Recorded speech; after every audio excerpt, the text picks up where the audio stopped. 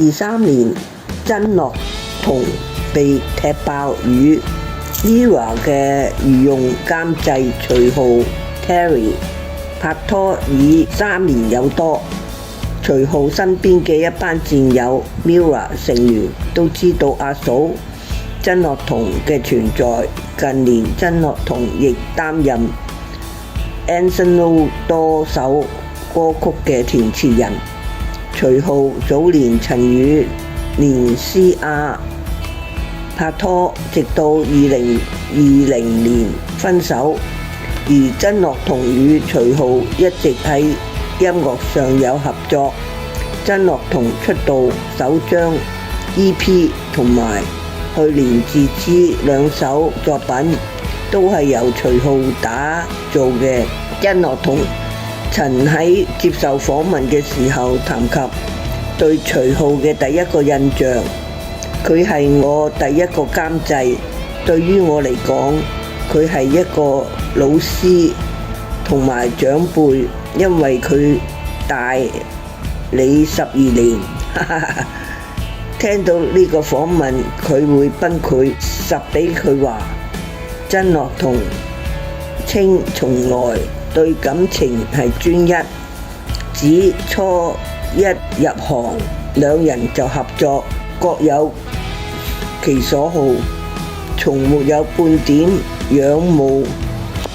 之情。直到2018年再次合作，佢睇到當時失戀嘅徐浩怎樣認真對待感情，令到佢對佢刮目相看。但係一個好簡單嘅人，工作期間唔會同人哋講多半句嘢，好專注於工作。但原來私底下更係一個暖男。我見到佢單身嘅時候苦樣同傷心嘅樣，由於佢嘅專情，我更認定徐浩係一個信得過嘅男人。曾樂彤笑話自己最初當徐浩係長輩，自己連拍完 cover 後才撻着，因為見到對方失戀後嘅唔開心，認為呢個咁情深同埋信得過嘅對象。曾樂彤接受圈圈星光嘅背後主持人梁泰來嘅訪問，分享咗自己入行嘅經過，簽公司後冇歌出嘅經歷，而跟 MIRROR 御用嘅監製徐浩緋聞纏足咗幾年嘅佢，終於喺訪問中首度認答應係有愛嘅存在。曾樂彤自從2013年超活躍於 YouTube，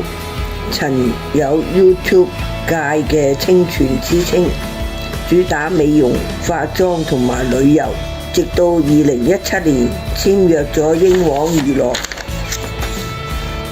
轉型咗成為咗歌手。2018年嘅2月，游學修被發現喺太子道一間唐樓嘅住所附近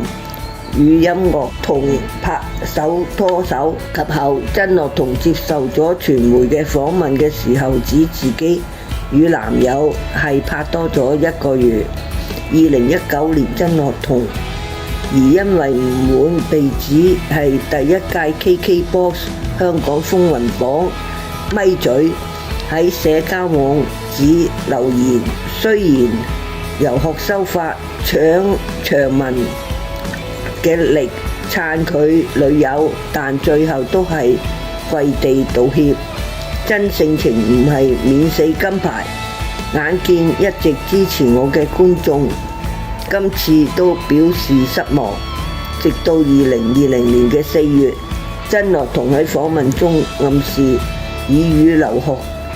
游學修分手，希望大家都幸福，可以揾到生命中嘅另外一個。